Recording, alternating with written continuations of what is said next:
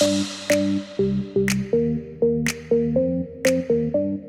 Rare Wellness Podcast. Welcome back to the podcast designed to help you heal holistically and give you the tools that you need to thrive. Guys, I am so excited to be bringing you with me today. We're going to interview a guest that I'm super excited about, talking about women's hormones, understanding our cycle. So today's guest is Alina Sauza. Alina got her degree in ultrasound from Loma Linda University and spent a lot of time working at a high-level trauma unit in San Diego, as well as teaching college students about ultrasound. Alina's passion in life's work includes women's education and awareness, really normalizing the conversations around women's hormones, periods, sexuality, and discovering and learning more about intimate relationships and family. Now, guys, Alina has one of the most amazing podcasts ever. It's called Stellar Cycles, where you can go and learn everything you need to know about your cycle, understanding yourself as a woman, and so much more.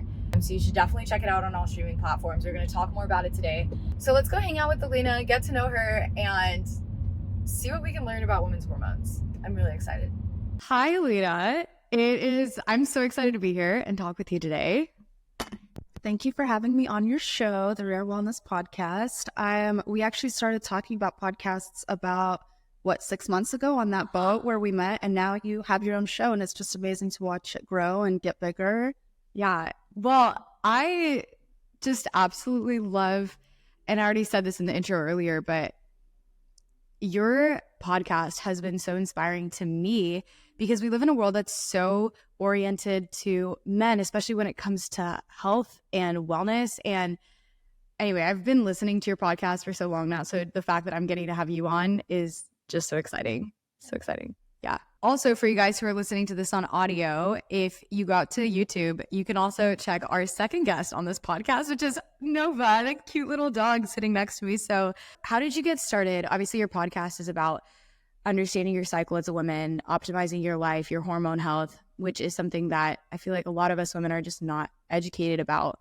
How did you get into all of that? And what is your career background? How did you get into women's hormones? So I started Stellar Cycles Pod about a year ago, so it's been going for a little over a year. And how did I get into it? Well, to be quite honest, I was just appalled at how little women knew about their bodies. And for me, my surprise was coming from the kind of a two-part origin. First is that I was obsessed with learning about like periods and sex and childbirth and stuff ever since I was little. Like my mom was a midwife. She had all these books and stuff that I would go through, and it just really caught such an interest in me, almost to the point where I was like, go around to the older girls at my school and be like, when did you get your period? You know, I would ask them. I love that. Yeah. I would ask them those types of questions. And even back then, I remember getting the vibe that like, oh, that's a shameful conversation. We are not supposed to talk about that. You can't be asking me that. And then by whatever avenue, I did not know what I wanted to do in college. And then my mom, of course, being in the nursing field, was like, you should be a nurse. And I was like, absolutely not. Not from the stories I've heard from you. There's just no way. No, thank you. But she did encourage me to try out ultrasound. And I was like, okay, I don't know what I want to do. Ultrasound seems to be a good enough income, stable job. I'll do that. Now, when I first started ultrasound school, our first quarter was about OBGYN, which is both women's pelvic, reproductive health, and then also the OB part of it, which is pregnancy. And that's what a lot of people seem to understand ultrasound as. That's what it's for. But not really, because I was studying diagnostic medical ultrasound, which means it's supposed to be used in hospitals. You're supposed to know how to check people's blood vessels, check their livers, check their kidneys. So even though that first quarter really grabbed my attention because we were learning about the hormonal cycle. We were learning about, okay, how does one get pregnant? How long does the egg last? What this and that and the other. But then, and that obviously made me very excited. But then because of how heavy school was, I kind of lost that aspect because I was so focused on learning the liver and the brain and like all these other aspects that I needed to pass my boards. Now, cut to my own struggles with my period. Like I had always had a painful period. Of course, I was socialized that that's just to be a woman. We're sentenced to agony for our lives, right? That's just being a woman. So you just take it and you choke it back. And my mom was kind of always the type, she was very like push through it. Like, well, take an ibuprofen. I still have to go to work. You need to go to work. And of course, it wasn't her fault. That's just probably the way that she's also been taught. And then it was like, I started getting really terrible cramps while I was in school, like to the point where I had to lay in bed. I couldn't do anything. Even more so when I graduated, started working at a hospital, and just like every single month, my period would just rip me apart. Yeah. Exactly. And that's kind of where I started looking into various sources, because number one, I could tell that like, okay, I kind of have this information on how this stuff works. It's not really something that everybody knows about. There's got to be something. Right. Well, and what's crazy about this is the second that you have problems as a female, the first thing that most traditional doctors will give to you is just take the pill. There's no question of like, well, why are you experiencing this? Like, where is it stemming from? Honestly, a lot of times they won't even fully look into hormonal imbalances the way that they should. But it's just like, take the pill. So many women never get the education that they need to understand their own bodies. And not just regarding like pregnancy, but even understanding, like, if you ask most women, which is really sad, but like, when do you ovulate in your cycle? They couldn't tell you. 100%. And, you know, I love podcasts. I have learned so much valuable information throughout my life over the past 5 or 6 years of being into podcasts. And the really big turning point for me was, I would want to say it was 2022. I was engaged. I was planning my wedding, which is also another huge stress. Exciting, but mostly very stressful and very disappointing too. People don't really talk about that very much, but huge stress. And I was listening to, and this is funny, you might have to bleep this out, but this show, Guys We F***, and they were talking about how one of the hosts had completely like changed her life and was reading all about women's hormones. I was learning about this whole new world of hormones just because she had mentioned this book. And the book was Woman Code by Alisa Vitti. And for all my podcast listeners, you guys know I really recommend this book. It's on my Instagram and my recommendations. But oh my goodness, this book really just, because I already had the foundation of knowing, okay, there's 4 cycles, hormones work at different times. You only really have one day or that your egg is alive and that you can get pregnant. But then reading this book, it was like, oh, wow. We as women were so disconnected from our hormones and the lifestyle and the cycle that we're supposed to live. I was wearing myself to the bone every single day of my cycle, because I just thought that like, you have the energy for every day. You have the stamina for every day. You're young. You can do it. Reading the book showed me that, well, first off, this lady cured herself from PCOS. After she went to the doctors. She was living this kind of like go-getter lifestyle in New York City, working on like Wall Street or whatever. I don't know where she was working, but she had ruined her body to the point where she went in and all they could tell her was, yeah, you have PCOS. That means you're going to be in pain for the rest of your life. Not only that, you're headed for obesity. You'll never have children. You'll probably have diabetes. Good luck, you know? And she was just like, I refuse for this to be my story. And she dove into, like I said, she did not come from a medical background, but she dove into learning about hormones. And she changed her lifestyle to such a way to fit with her cycle and kind of reteach her body of what it's like to have a feminine cycle. And she has a baby, and she's had a child, and she has a center now in New York City where she helps women with this stuff. So that was such a huge inspiration for me. And that's kind of where I was like, okay, let me try this out for myself. And obviously when I try something out for myself that works, I can't wait to share it with other people. Mm-hmm. Today's podcast is brought to you by the Premium Center for Regenerative Medicine and Stem Cell Therapy in the Northwest Center for Regenerative Medicine. Get back to the activities that you love without needing surgery. You can book your appointment at nwc4rm.com. Again, that's nwc4rm.com. This podcast is also brought to you by Rare Wellness Supplements. You can head over to rareplanthealth.com to get your supplements. My personal favorite is the premium fish oil filled with omega-3s. Again, you can go to rareplanthealth.com and get the supplements that you most need to support your health and wellness today. Lastly, this podcast is also brought to you by Rare Wellness. Rare Wellness is located on the South Hill in Spokane and is one center that provides all the wellness tools that you could need. Whether you're looking for a hands-on, premium, intimate yoga studio with a therapeutic emphasis, bar classes, Tai Chi classes, if you're looking for skincare treatments, injectable, hydrofacial, microneedling, organic spa treatments, if you're wanting to get therapeutic massage or book functional medicine appointments to get down to the root cause of your inflammation, Rare Wellness is the place for you. Whatever your wellness needs are, they have it covered. So to book your appointment today, go to rarewellness.com. Again, go to rarewellness.com and mention this podcast for 10% off when you're booking. Okay, time to get back to the episode. So first of all, this is so exciting for so many of our listeners, because if you're someone who struggles with period pain or endometriosis or PCOS or just even in general hormonal acne or all of these other things that we're just like, we've accepted, like, well, bloating, like, or fatigue, or just like you can't seem to lose extra weight or whatever it is that's happening. Like, guys, this is really exciting, because basically what you're saying is you're not doomed to suffering for the rest of your life. You don't have to. There's so much that we have to dive into here. I want to hear about your transformation of just like, okay, so you applied it to work.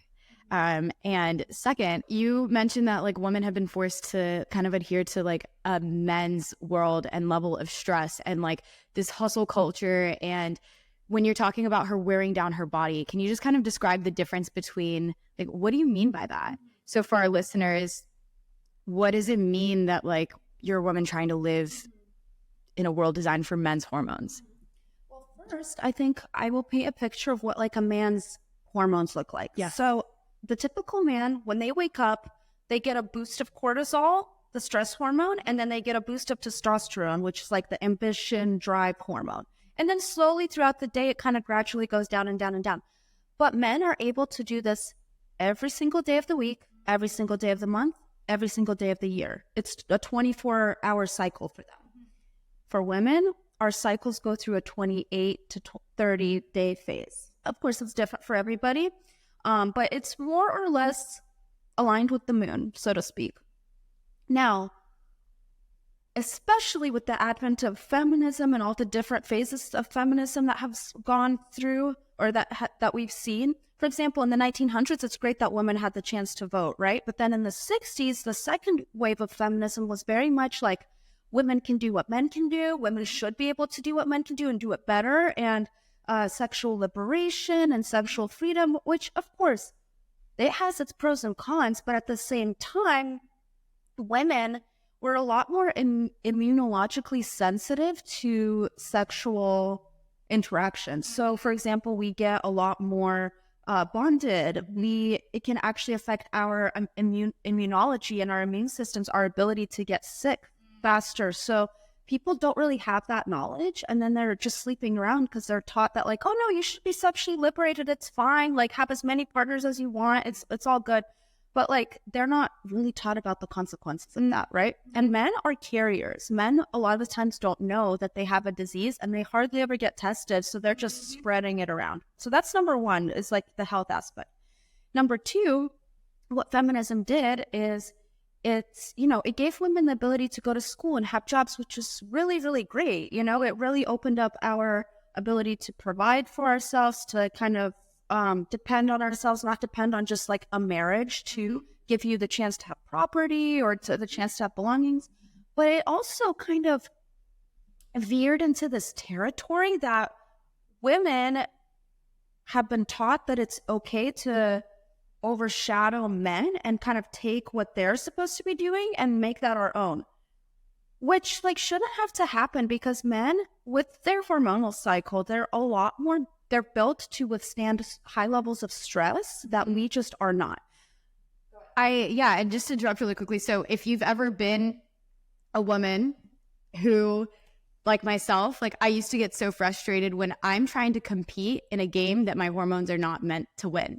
So it's like, even when it comes down to fitness, and like I would get so frustrated that my male friends that I'm training for a marathon with or whatever, like how come they every day can wake up with so much energy, and there's certain weeks of the month where I literally feel like a different person, you know, and it's like you're trying to compete in this rat race, whether it's at work, whether it's at the gym, whether it's in your athleticism. And it's like you're playing a game that was not designed for like, and then I ended up like trying to push myself all the time so hard.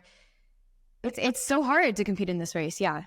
It's absolutely a rigged game because, like you said, this world is built for men. And I think we're definitely moving away from that a little bit because women are becoming so much more aware and they're making room and making time for the different phases of their cycle. And like you said, there are days in the month where, especially like the week before your period, where try as you might, you are not going to hit your stats that you normally would when you have fresh energy, a fresh right after your period, higher hormones, you know, which for a lot of women, again, if you're not aware of this, if you're not aware of your hormonal cycle, you might feel like there's something chronically wrong with you because why can't I just try harder? Why can't I just feel the energy without giving yourself grace of realizing that your hormones literally do not operate the same way? Or like, why do I not look or feel as cute right now as I do on my ovulation week? And we will get into the 4 phases for those of you who don't know, and we'll do a little overview. But so yeah, I think that was the first part of your question. The second part was, how did I start implementing changes for myself? Right? Like when you learned about, what did that look like? Well, first off, when I learned about it, I was like, whoa, like a whole new world opened up. And I was like, this was an option? I didn't even know. But of course, like with most things, changes don't happen overnight. And you kind of, I think a lot of people get disappointed when they like try to make this huge upheaval and make all these changes, but then they can't sustain that. So it's all about compounding. So like every single cycle and every single month, I would add a little bit and a little bit and a little bit. So that first summer, honestly, I was just becoming more aware that like, oh, there's different types of foods that support different hormonal phases. Did I change my entire diet right away? No, but I would add a little here, a little there, like add one new food every week. What was crazy, and I wish I would have known this when I was planning my wedding, but I actually got married during like my PMS week, right before my period, which I thought all I need to do is avoid my period. Like, that's great. But I didn't know what the optimal time would be, which would be like follicular, probably not ovulatory phase because I did not want to get pregnant on my wedding night. But my patience was so short during that final phase right before my period. As you guys can know, if you've ever felt PMS, and then also the strain of being in a different country, herding the whole family around and like this, that, and the other. And I actually snapped on my cruise ship. This is actually a really funny story. We went on a family cruise after the wedding, which I would not recommend if you want a honeymoon, but my period started. And me being already aware of like, I'm not feeling my best and there's no way I can pretend that I'm feeling great, especially with my killer cramps. And you shouldn't have to. But what was crazy is my mom was on this cruise too. And of course, being the push through it woman, you know, she probably didn't know any better. She could tell I wasn't feeling good. And I was like, I'm literally on my period right now. I feel like so not good. And she leans across me to my new husband and she says, don't ever let her make this an excuse. And I was so gutted in that moment. Like, not only like, are you not standing up for another woman and like how hard this can be, but you're also like embarrassing me in front of him. And of course, I love my mom. We have a good relationship. I'm not sure what she meant by that. But I was like, that was the it moment for me. I was like, I have to change the conversation around this because it's not an excuse. It's something very valid and very real that your body goes through every single month to cleanse you, to purify. Science backed. You're literally losing 30 to 40% of your daily energy just when you're on your period. So it's not something that we just should roll over or steamroll. And of course, in the world that has been built for men, it's very easy to do that. Just stuff it down. We'll glaze over it, take your painkillers, and just be a part of this world. Operate just like us. But yeah, I think we're definitely gonna be changing that quite a bit, and just seeing how many other accounts on social media are like very hormonally oriented, just trying to teach women that like, no, like adhere to your cycle, make room to rest, make room to recover. Yeah. No, absolutely. And like have grace for yourself. So if you're listening to this today and maybe this is the first time that you're like, wow, I'm not crazy. Like, I hope you feel validated and understand that it's not something that you should have to apologize for. And you should have grace for yourself. Alina, I'm literally so excited because, like, even for me, I feel like I've started learning a lot from your podcast and other people over this last year and research that I've been doing. But truly, there's not enough education on this topic. So for everyone listening, like, we're going to dive into as much as we can today, but please be sure to go check her podcast out, which I already linked at the beginning and will be in the description, but Stellar Cycles Pod. And because yeah, there's so much we're going to dive into. So tell us a little bit more. Were you able to heal your cramps? Absolutely, I was able to, which was so shocking for me because what I was going through on an every month basis was literally like I was on death's door. I never thought that I could have anything other than that. Yeah. You know, you just, like I said, sentenced to agony. This is what you have to deal with. What women deal with overall. Yeah. Yeah, so what I did differently, I stopped living every single day of the month as it was the same. So if I felt more tired one day and I looked and I was like, oh, I'm like a week out from my period, my body is slowing down, my hormones are dropping, I'm going to take that nap today, you know?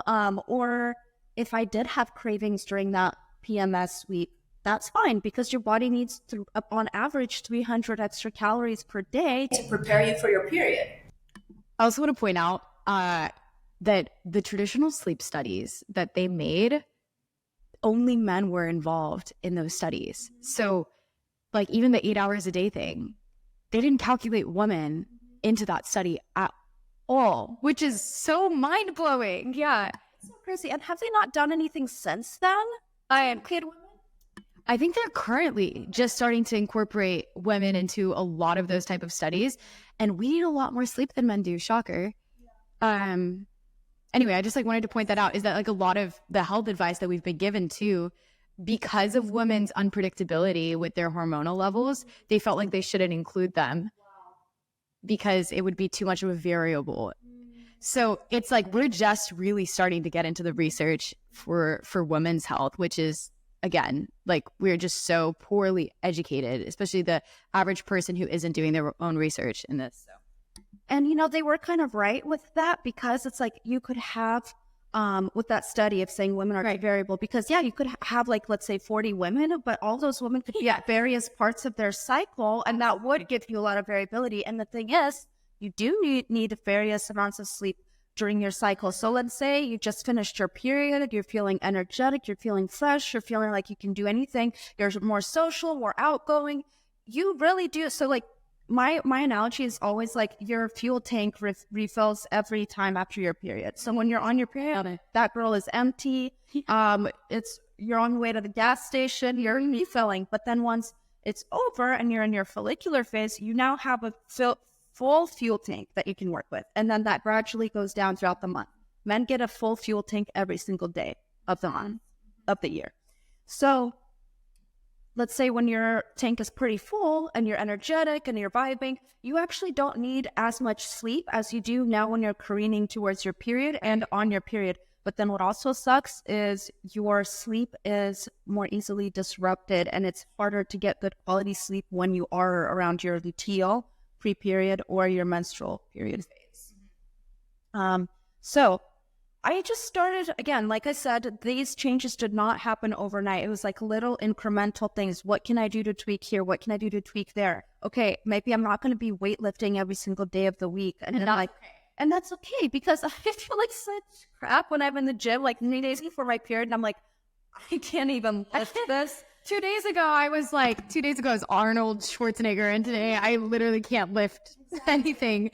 Yeah. Women without the knowledge of how the cycle works, they get really down on themselves. And it's been also proven that in your final week before your period, that's your lowest self-esteem, your worst self-talk. And self-talk, actually, I'm really glad I touched on this because self-talk and perception was probably the catalyst for me changing everything. So this was even before I got my job. I had just graduated out of ultrasound school and I was waiting for like 9 months to get my ultrasound job because like nobody was hiring, even though it was like COVID and whatever. But I'm really glad for that quiet time in my life because it caused me to dive into like learning about, okay, my period interests me. Why is it so bad? What can I do to help it? And I came across this woman on Instagram. She's like a yoni steam practitioner, which if you guys don't know, yoni steaming, it's been an ancient practice for thousands of years. It's been greatly lost in America, but it's your vagina. Yeah, you steam it. Yeah. Mainly because a lot of our problems stem from like mucus and your uterus being clogged up and your whole pelvic cavity being clogged up. And the steam, what it does, it goes up inside and the herbs work to like dislodge all of that mucus and like, yeah. Like we have lost so many beautiful ancient practices. So many of them. Yeah. Yeah, and just been put on birth control. Like this is your fix all. But what birth control really does is it disables your reproductive system because your body wants to get pregnant every single month. But by shutting down your ovulation, the production of your egg, it also shuts down many other hormonal processes in your body because everything is integrated, right? Everything's a whole system. Your reproductive hormones will affect your immune hormones and your thyroid hormones and all this, that, and the other. But it's just the go-to, unfortunately, that doctors will put like a 15-year-old girl, a 16-year-old girl, and then they're on that for 10 years before they even learn that, like, oh, my system has not been in use. So essentially, I came across this. Her name is Woman's Intuition, like Woman, WOMBAN. And she gave me such good information. And this is what really changed my thought process entirely, was like, your uterus can feel you hating on it. So when your period is coming, you're like, oh, I hate being a girl. This is such an inconvenience to my life. Your uterus, which is your second brain, that's what women's second brain, that's where intuition comes from. It's not actually from our stomach, it's from our uterus. Wow. We've shut that down and disconnected from it so hard, and we send so much hate to it. Of course, it's going to be in pain every single month. Wow. It can feel it. So I was like, this is such a crazy notion, but what do I have to lose? I'm going to try it. Right. And even though like I still was having really painful, sucky periods, I was like, well, I'm grateful I'm having them. I'm not ready to have a baby. Like, this is my time to connect with my body. And that's just, I think, part of the problem is as women, and I have so many girlfriends like this too, that like, ew, like, I don't want to talk about periods, or like, ew, like, let me just stuff this tampon away so like nobody will see it. Like, it's so embarrassing. And like, again, your body senses that. Your body senses that, and it's an energy. Everything is energy, right? And that's like, that's the energy that you have with your literal portal that creates life, right? So that was kind of the turning point for me. And then, of course, like I said, when I was already working in ultrasound and planning my wedding, I came across literature and like research that other people had done. And of course, for me, my downfall is like, before I even try it out for myself, I'm already wanting to share it with everyone. Love it. I just wanted to touch super quickly about, it's crazy because even such a small change, what we think is a small change, as changing your mindset and the way you talk to yourself, like your body can sense that. I've even heard with, I was interviewing a functional medicine doctor recently, and we were talking about how, for example, with food, like you can eat super clean, you can eat all the right ingredients, but if you're stressed, right? If you hate your body and that's causing your cortisol levels to rise, and like your body will literally not be able to get the nutrients that it needs and like digest the food properly to nourish yourself because of your mentality towards it. So it's just like, even these small changes of like, what I'm hearing you say is like, even if you don't have, let's say you only start with one thing, like you're not changing your lifestyle, you're not changing anything else. Even something as small as changing the way your narrative towards your own body, towards like your feminine processes and like your uterus can actually start to create that catalyst of change for everything else. So it makes room for you to apply and stick with the other things. So can we get into the 4 phases so that because I think that would be the best way to explain like how I got to this point of like not having killer cramps anymore. So a woman's cycle, it's been misrepresented that your cycle is your period. And it's like, I always hear women saying, oh, I'm on my cycle right now. And it's like, no, a cycle is ongoing. It's always going. Earth is part of it. Yes, Earth cycles around the sun. The moon cycles around the Earth. And it's never just on a cycle for 7 days. It's always on a cycle, but there's different phases of the cycle. So imagine if you had a wheel and you divide that wheel into 4 parts. And what's crazy too is just like with the seasons, there's not just an abrupt like entry into the next season. Like, boom, now you're follicular mode, boom, now you're ovulatory mode. And I think representing the cycle phases as seasons has been the easiest way for me to do it and the easiest way for people to grasp it. So when you are on your period, you consider that the winter phase, because everything is kind of dead. Start from zero. If you didn't prepare, it's going to be hard. If you prepared, it's going to be good. And then once you're off your period, you move into your follicular phase, which is spring. And we have a lot of energy in the spring. Things are growing, things are budding. And so it is represented in your body, because the follicular phase means that now the little follicles on your ovaries, which contain your eggs, are now growing and developing, because one of them, one mature one, is going to pop out during your ovulation, which is mid-cycle, kind of in between your periods. More or less, day 14, 16, something like that. Varies for everybody. I track my ovulation with P-test strips because that's my form of birth control right now. And which I just wanted to say, again, is so cool. And we'll have to have another conversation sometime just on like, you have options for birth control that don't have to mess up your hormones. You really do. And sadly, like the people who don't seem to think so just don't have the education around it. So yes, your follicular phase, your body, like I said, you have a full fuel tank. You are feeling more social. You're more open to trying new things. The new things and new habits that you do implement during this time have a better chance of sticking. I don't know what it is about the hormones and just the vibe of your body around this time, but for example, there's specific foods, right? So guys, because they have a daily hormone cycle that is the same every single day, they can eat the same food every single day. But we as women, if we eat the same food every single day, that's going to affect us. That's going to lead to disease. And like, have you noticed with yourself that like at various parts of the month, you want different food? Yes, it's never the same. Right. Never the same. And I think that's kind of cool because like nature does make it more interesting to be women because we have options. Like, oh yeah, we go through 4 different personalities in 1 month. So in our follicular phase, you're pushing yourself a little harder. You have the energy for cardio. You have the energy for running, hiking, new workouts that you haven't tried. Yes. So you want to reserve that time for that. Food-wise, you're eating, like think spring fresh sheets. You're not necessarily baking things or stewing them. You're eating a lot of like fresh rolls and wraps and citrus, and carbs are actually really good for your body during this time right after your period because number one, you've depleted so much of your calories and energy. You got refuel. Yes, and wheat, things like pasta and noodles. Now, I know a lot of people are gluten-free, and that's maybe not their best option. Right. For those of you that can't have that, absolutely go for it because your body needs all of that energy to sustain all the activity you're doing during this time. Now, moving on to ovulation. So ovulation usually is like the polar opposite of winter, which is summer, and that's the best time, right? Everyone wants to play during the summer. You're just feeling your best. You're feeling hot. You're spicy. You're social. You want to see people. So that's what it's like during your ovulatory phase. And also another thing that our hormones do for us during the ovulatory phase is we're better communicators, which means you can ask for promotion or like hold a speech that you needed to have. Yeah.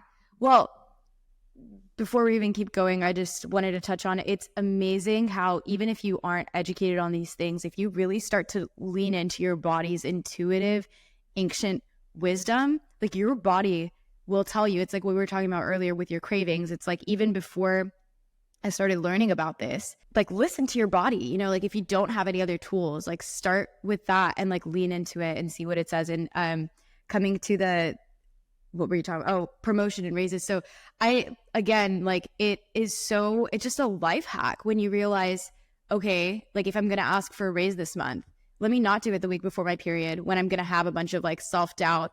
Or like if I'm going to launch a new business or also, I don't know if you heard, but Nova was totally snoring earlier. It was the cutest thing ever. But like if I'm going to make a new friend or like it's such a life hack when you start to realize, okay, I'm going to run a race or I'm going to do whatever it is that you're planning on doing. And like mapping that around your ovulation gives you, it just makes life so much easier. Yeah. First, of course, because this isn't natural to us, it takes some self-awareness and presence. Like you said, really listen to your body. And of course, that's number one, the hardest thing, but also what you need to do to get on this journey. Like really be painfully present with your pain, present with your struggles, be like, okay, what's not working, instead of just constantly trying to push it down. Right. And the thing about this, like you said, it's a life hack. You do it for like maybe 2 or 3 months where you align these things with certain parts of your cycle, and then you'd be surprised how automatic it becomes. Like your body just adheres to it. It's like, no, this is what we needed. This is what we were missing. Right. So ovulation is kind of when your body wants to produce a healthy egg. And a healthy ovulation is actually a sign of a healthy cycle. If you don't have a period, you're definitely not ovulating. And sometimes if you do have a period, you could also not be ovulating. So ovulation really is the benchmark that your cycle is healthy, that your body is producing an egg, it's functioning reproductively, whether or not you want to have a baby. Because in that ovulatory stage, it's very fertile, number one, to get pregnant, but it's also a very fertile time in your life to like get that promotion, make new friends, really, like see these things happen. So then we move into our luteal phase. And this one is the longest one and can be the most difficult. And it's the autumn fall phase of your cycle. It's where you're kind of like harvesting all of your work, and you're also preparing for winter, preparing for your period. And that's what you do in your luteal phase and how you treat yourself in your luteal phase will likely dictate your period. So, like I said, take the extra rest if you need it. Don't push yourself in the gym. Now, does that mean you shouldn't be moving? No, you need to be moving, but go on a walk, do some yoga, do some stretches. We as women, we hold so much tension in our hips, and that's where a lot of pain and trauma is stored, is in our hips. That's why sometimes if you're stretching, like you literally start crying, if your hips get a good stretch, because that's a release. So a lot of women have a really hard time in their PMS week, especially because like we've just taught that it's normal to feel like a raging monster during like the week before your period, or that it's, oh, you're going to be a monster because you're eating all this stuff. But it's like, no, your body is gearing up for this monthly event that takes so much energy from you. And also something very interesting based on the ratio of hormones in your body at this time, during your luteal phase, pre-period, again, you're going to be noticing things that you did not notice during other parts of your cycle, which means you're a lot more task-oriented. You're in your administrative mode. You're like, leave me alone. I have priorities. I need to get my house ready for my period. Essentially, it's very like nesting mode. It's like, I need to cross these things off my to-do list. And that's because I think like you got things that you want to accomplish during that cycle. And if you don't accomplish that, it's going to carry over to the next cycle and so on and so forth. So I think that's why our brains go into the mode of like, no, I want to get everything done and like really be able to relax and take the time and space I need during my period. So those are the 4 phases, you guys. You can learn so much about them on TikTok, on Instagram. There's so many wonderful graphics. Even my Instagram, I give you food ideas and things like that. But yeah, I really kind of started to lock into this and, like I said, be present, pay more attention where I'm at in my cycle, communicate it to other people, which was difficult because they're like, that shouldn't be an excuse. And I was like, it's not an excuse. It's a self-awareness tool for me. So I can tell you like, hey, I'm raging right now, but I'm also 3 days away from my period. In 5 days, I'll be a different person. And recognize, I mean, this is truly life-changing because when you start to live in sync with it, like if you're not aware that you literally have different hormonal levels throughout the month and are better geared for certain activities or tasks, like during certain parts of your month, if you're not in sync with that, you're going to be, whether you recognize it or not, because a lot of people are like, oh, I'm not really into that stuff, or they'll think it's like not voodoo, but like they'll think it's like woo-woo kooky stuff. And it's like, you will feel the dissonance in your life, even if you're not cognitively aware of it. Like you're going to find yourself struggling and you may not even like I didn't realize it until I started tapping in to the more like ancient natural way of like cycle syncing. Yeah. And I think the proof is in the pudding when your body is just like, yes, like this is what we've been missing, right? Oh. Well, and I was also going to say, like you said, it takes a lot of self-awareness. It takes a lot of courage, and it takes, allowing yourself to take up space to be like I've started my boyfriend tracks my cycle, and it's like, it's so nice because he knows like the week before there's certain conversations that just like are not good to be had during that week, where I will probably feel like the world is ending and cause problems in my relationship and like whatever. And it's like, it's not an excuse, but it's just helpful, to know like I know that next week I'm probably going to be more emotional. So let me, if there's an important conversation that I'm going to have about my relationship or about my life, like I need to take it with a grain of salt that I'm probably not going to be thinking in the same way that I will after I'm done with my, yeah. How great for him. And I hope more men take that as an example that like, it's not gross to know that stuff. It actually will help you in your relationship.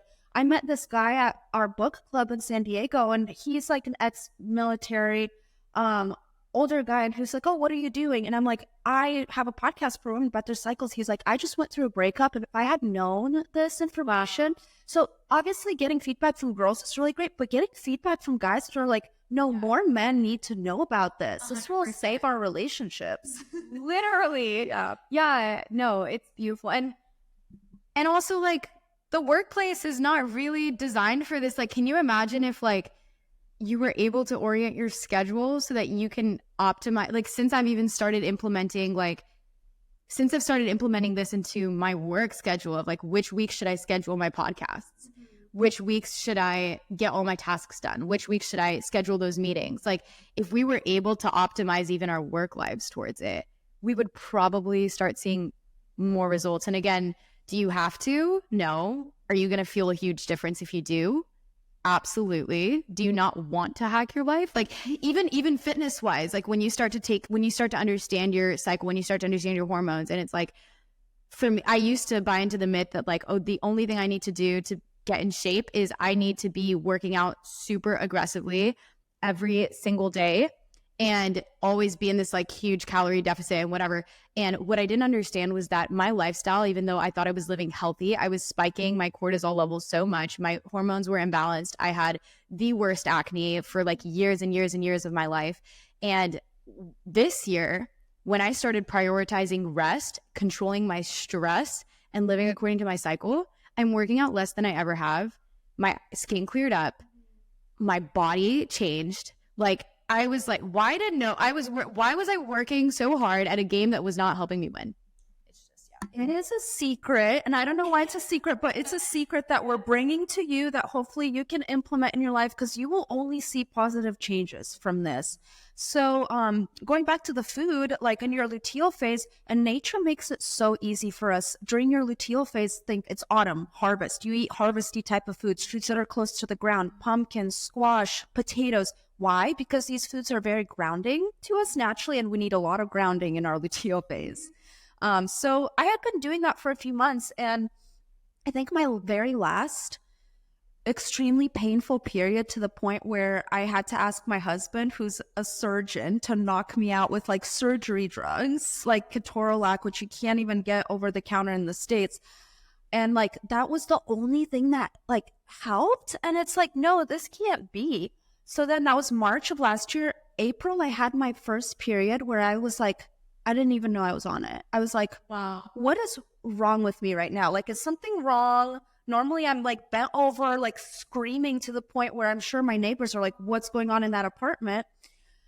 And it was literally just so mind blowing. And I was like, yeah, no, this actually works. And then the next month, May, I went on a 5 or 10 mile hike on my first day of my period, which I'm not suggesting you do, but it was crazy that I was able to do that. Here's the thing though, you do have to keep up with it, because sometimes you can get so excited about the change that you stop continue. Yes, exactly.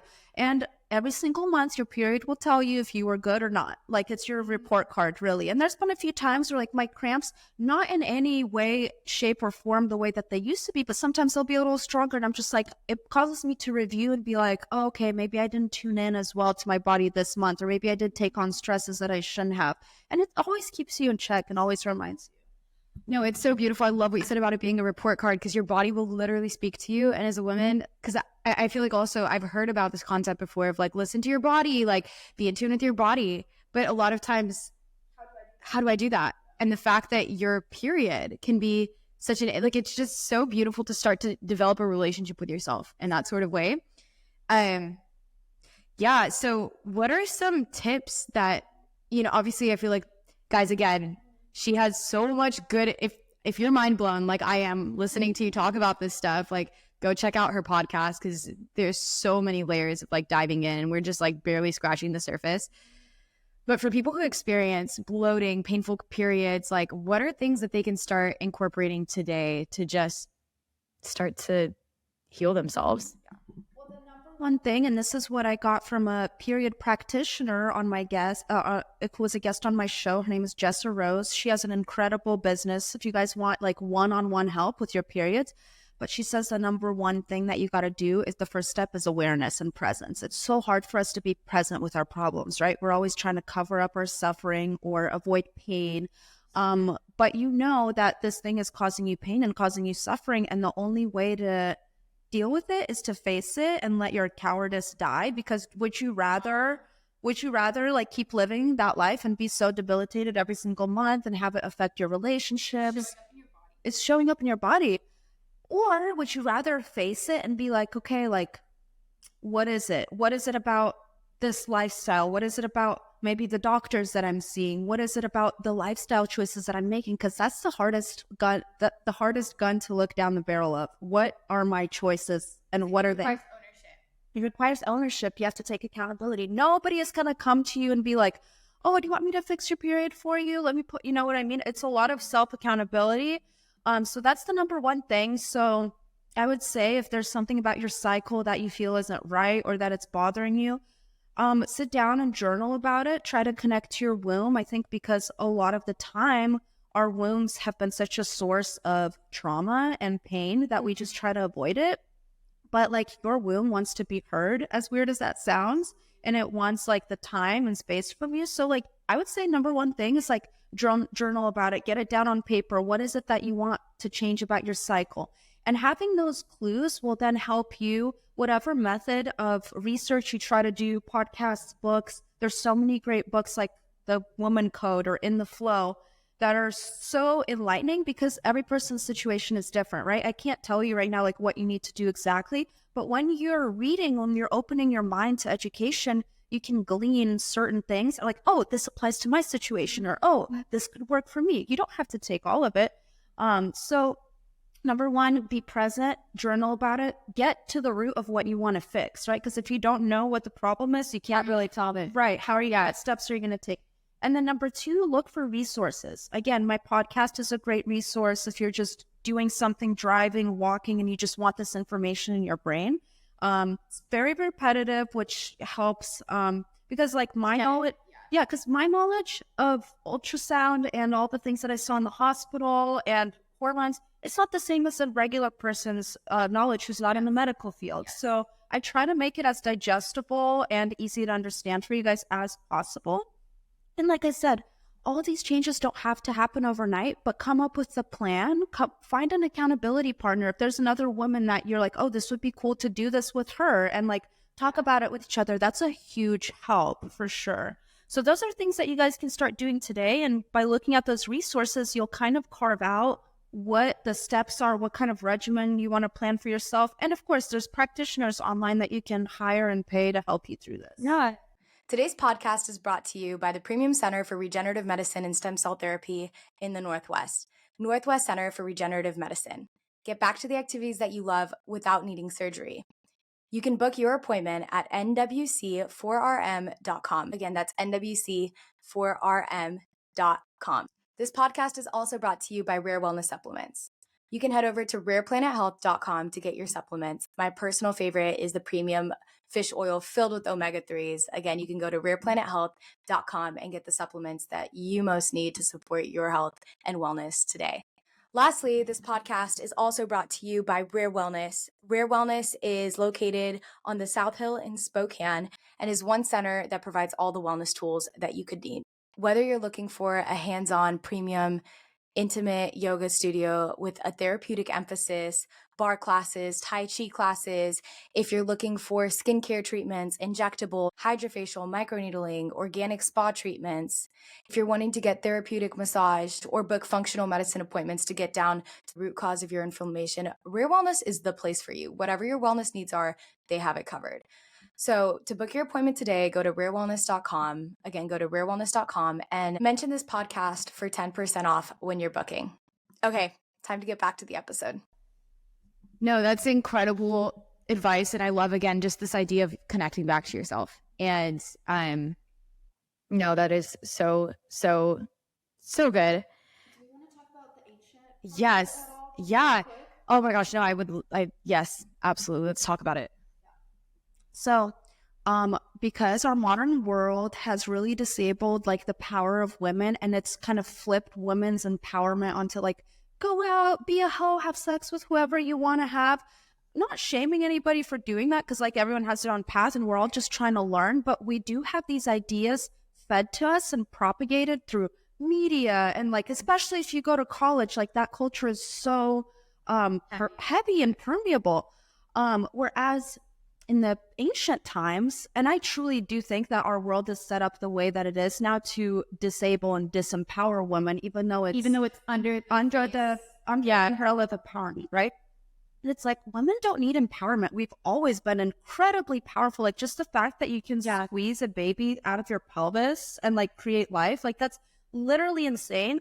But I know that you responded to my story of that book, When God Had a Wife, which we will talk about that off air, because I don't know if it's very palatable to you. Yeah, I love it. But at the end of the day, like sex used to be very ritualistic, and it was like reserved for, and take this however you want, but it was reserved for like worship and being in the temple, and like it wasn't just kind of tossed around, and like women's menstrual blood was like actually used like ritualistically and stuff. And then you get to this point of, okay, unclean women would get sent outside of the city walls, and like they couldn't be with their husbands until it was like a week after their period. But I'm like, I've always thought of that, and I'm just like, yeah, that's painted as unclean, but I bet they were having a ball of a time together, like just without the guys, without the kids, just, you know, being women, having their own little encampments.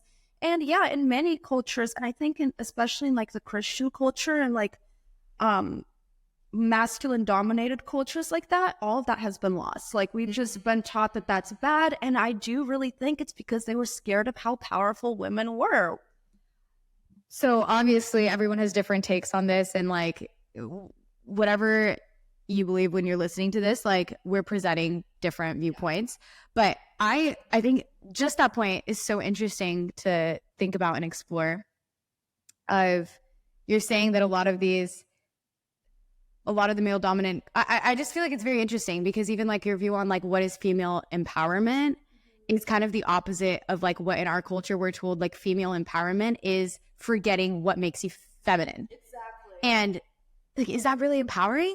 If all of a sudden you're experiencing like how many women today, I wish I would have looked up some statistics on this, because I just know from my personal experience how many of my friends struggle, and how common PCOS is, how common like hating your own body is, being disconnected from your femininity, and we celebrate that as feminism, when in reality just an alternative perspective is like, what if it's not? Like, what if being connected to what makes you feminine and being in tune with your hormones and is what's empowering? You know, I'm so like, everything you're saying, I'm like processing it, and I'm like, there could be so much truth and power to that.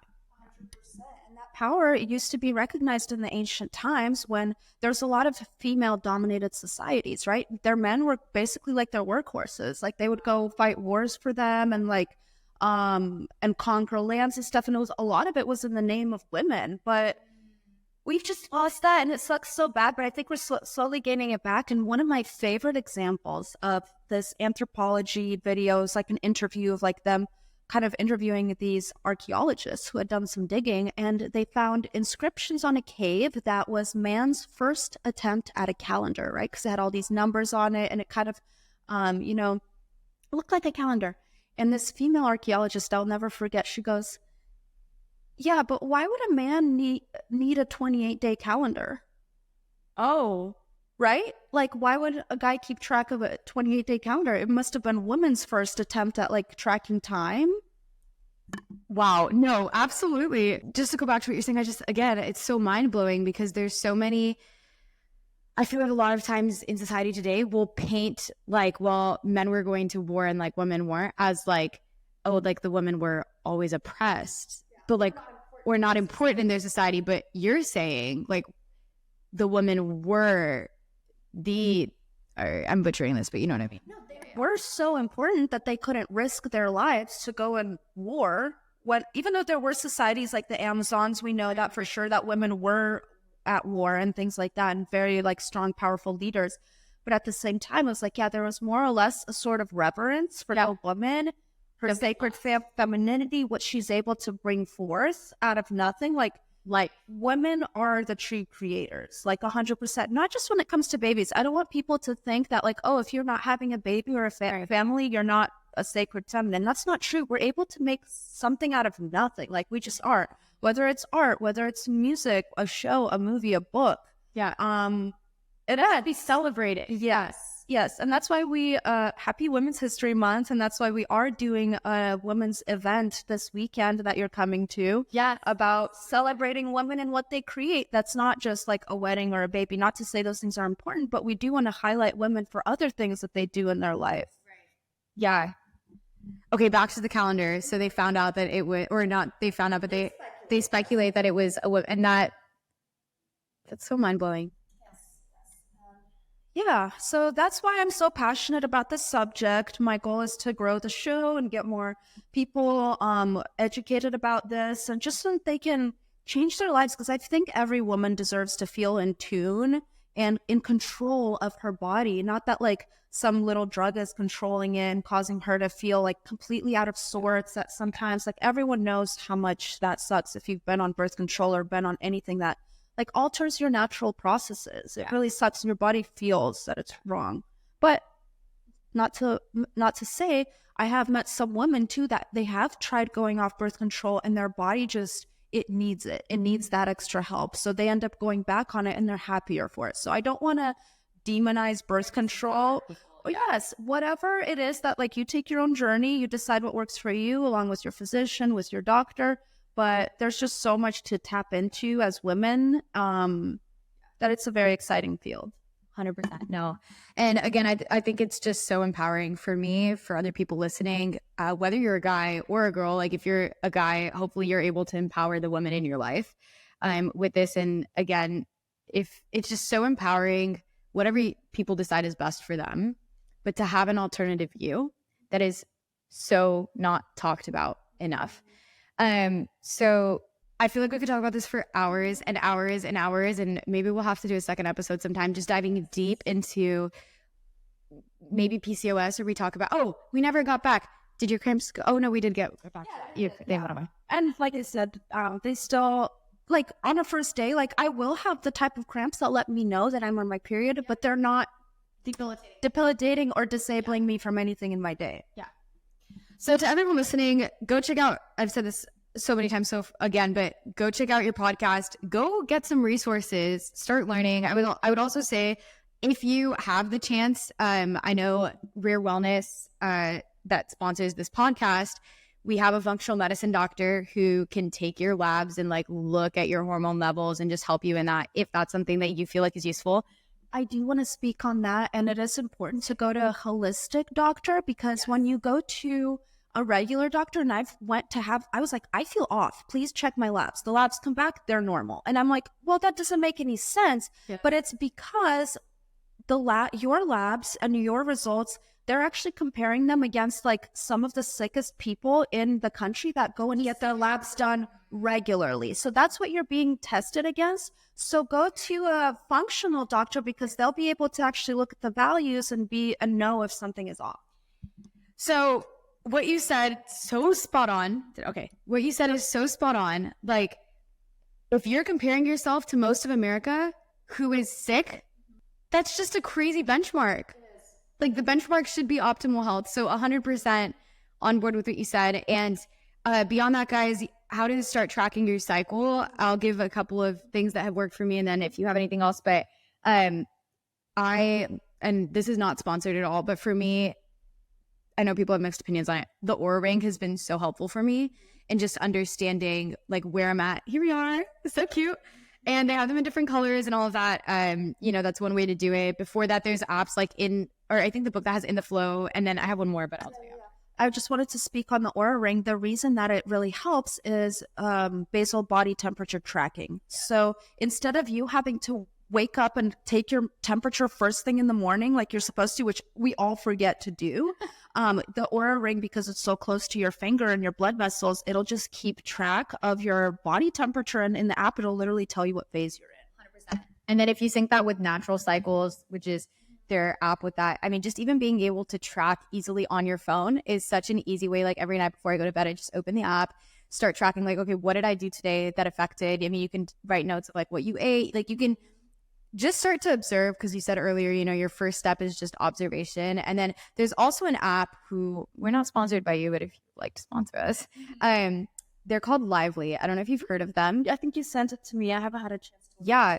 Well, I mean, just, it's so cool. I'll see if I can show our listeners too, but like it'll literally tell me what day of my cycle I'm in, and then it'll tell me what to do, like what foods to eat, move, and I can make a widget. I've never seen one with widgets. That's I know. really cool. So I've tried 4 or 5, because you have to find like what works for you. So I'm gonna see if I can show if you guys are listening, go to YouTube. I mean, I don't know if you can see this, but it'll literally show me what day of the cycle I'm in.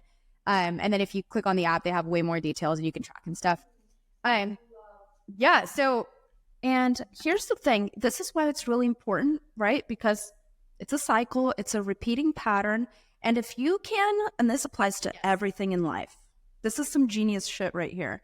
If you can track your cycle, write things down, even over 2 or 3 months, you'll see patterns emerge and you'll know what to do with it. Because with anything in life, if you can distinguish a pattern, you can predict the future pretty much. Because everything is patterns. so good. Yeah. No, just so good. Yes. So that's why it's really important. And yes, it can get mundane and boring and stuff, but then it's like, unless you're actually taking a look back on how your days were, then you don't know how to fix anything.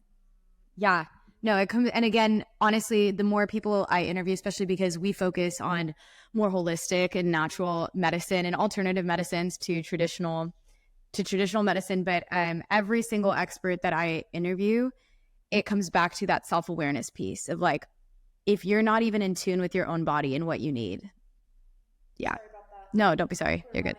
Oh yeah, absolutely. We should, so yes, you guys follow, you can follow my personal Instagram at Alina Sauza, or you can follow Stellar Cycles Pod. That's just the Instagram handle.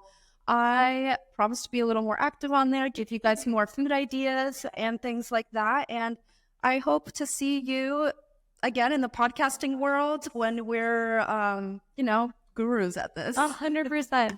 Thank you so much for being on. And yeah, go ahead. If you click the link in my Instagram bio, you will get a free grocery guide. So if you're confused on, okay, what do I eat during which days, you'll get that for free if you click the link. Awesome. Well, thank you so much for being on. And for everyone listening, if this podcast has helped you in any way, shape, or form, the only thing that we ask is that you'll leave us a review, go leave Alina a review as well, and share this with a friend, and we'll see you guys next time. Bye. Bye.